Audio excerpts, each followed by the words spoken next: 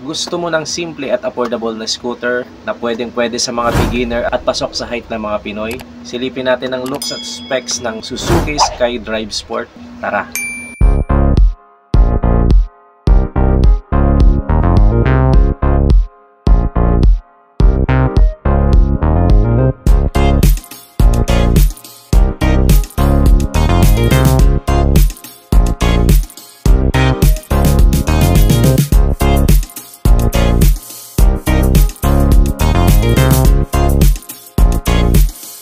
Sa presyo ng scooter na to na 71,900 ay hindi ka na din talaga talo. Nabukod sa reliable ang motor na to dahil gawang Suzuki, isa din talaga ito sa mga pinakamurang scooter na branded. Dahil ang ibang mga scooter sa ngayon na ganitong displacement ay naglalaro sa 80,000 to 90,000 pesos. Pero kung pang daily at pwede sa hanap buhay, sulit na ang isang to.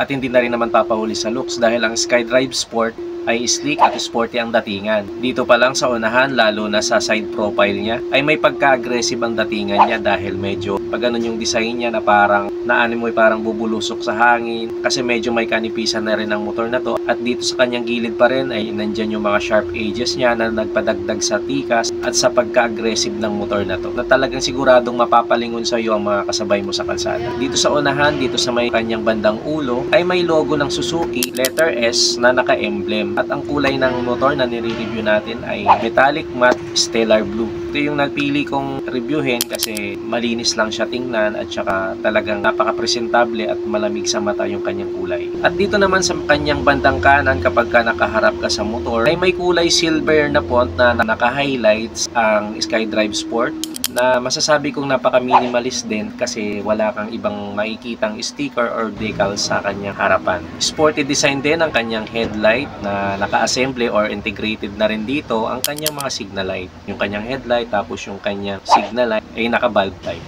Isama na din natin yung kanyang taillight na sporty design din. Naka-bulb type din pati ang kanyang mga signal light dito sa hulihan. Integrated na rin siya.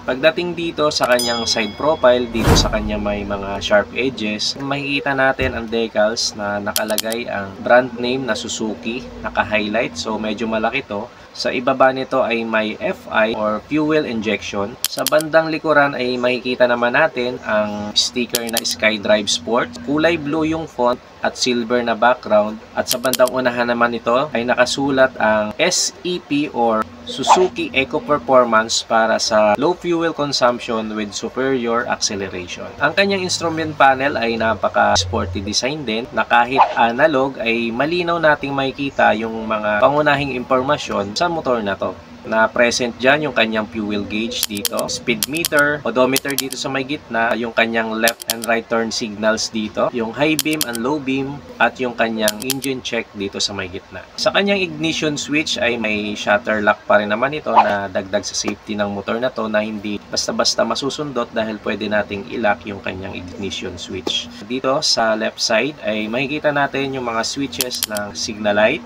high and low, at yung kanyang busina. At dito naman sa kanan ay nandyan yung electric starter. Napaka-convenient na rin ng motor na to dahil kahit papano ay meron siyang dual front inner pocket na pwede nating paglagyan ng maliliit na bagay na kagaya ng mga coins. Pwede din siguro dito yung maliit na tumbler. At sa gitna naman ay meron siyang hook na pwede nating sabitan ng plastic at eco bag kung tayo ay galing sa pamamalengke or marami tayong mga dalahin. Dahil sa medyo may kaliitan niya ang scooter na to at medyo manipis, halos wala siyang underseat compartment. Ang tanging makikita natin dito ay yung kanyang mga lagayan ng kanyang tools na nakapwesto na. Tapos yung maliit lang na lagayan ng mga documents or yung mga papeles na magkakasya doon sa maliit na compartment. Maganda na rin yung muffler cover ng motor na to or yung kanyang heat guard dahil talagang sakop na sakop yung kanyang tambucho. Magandang protection nito sa ating mga paa na kapag napasama tayo ng baba or medyo alanganin yung baba natin, hindi tayo mag-worry na baka sumayad yung ating mga paa dahil meron ng mga heat guard or plastic na cover yung tambucho.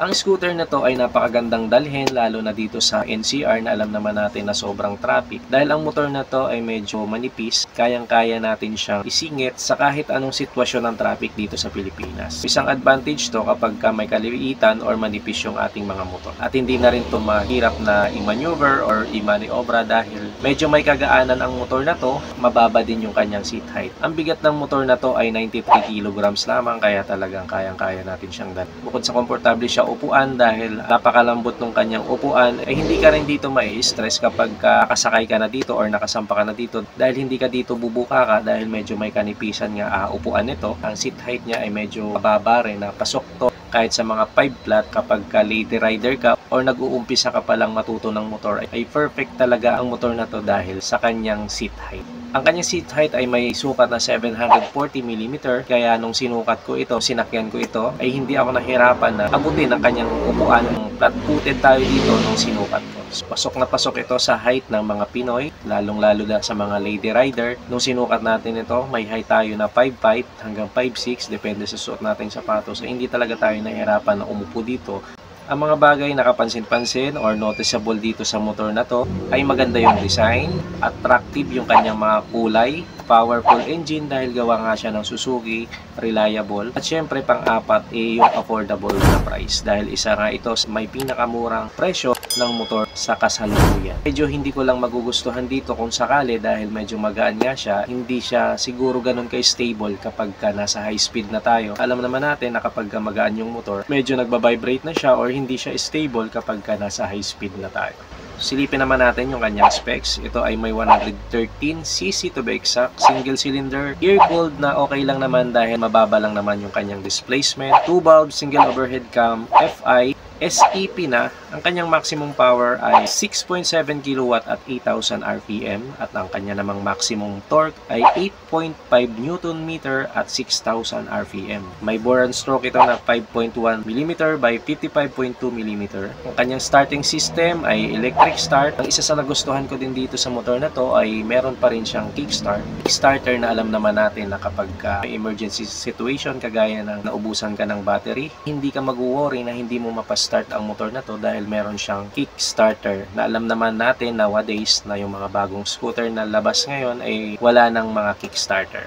Ang kanyang fuel tank capacity ay may 3.6 liters na kayang umabot sa 50 to 55 kilometers per liter. So medyo matipid na rin siya. Ang sukat ng kanyang unahang gulong ay may 80-90 by 14, naka-tubeless na siya at sa likuran naman ay 90-90 by 14. Tubeless na rin po yan. Yung kanyang front suspension ay naka-telescopic fork at doon naman sa likuran ay naka-unit swing single-sided shock. Sa kanyang front brake naman ay naka-disc brake at sa kanyang likuran naman ay naka-mechanical drum brake na okay lang naman dahil small displacement lang ang scooter na to. Ang SRP ng motor na to ay 71,900 at kung gusto mo naman ng installment ay pwede ka dito mag-down ng 5,400. Ang magiging monthly mo sa 1 year ay 8,129. Ang magiging monthly mo naman kapag kinuha mo ito ng 2 years ay 5,048 at ang magiging monthly mo kapag kinuha mo ito ng 3 years ay 4,046. So sa inyong palagay mga dude, sulit pa ba ang Suzuki SkyDrive Sports ngayon? Comment nyo naman sa ibaba. So that's it for today's vlog mga dude. Kung umabot ka hanggang sa huling bahagi ng ating video ay baka pwede namang pakilike, pakisubscribe na rin para maging updated sa mga susunod nating video. That's it for today. Thanks for watching. Bye bye.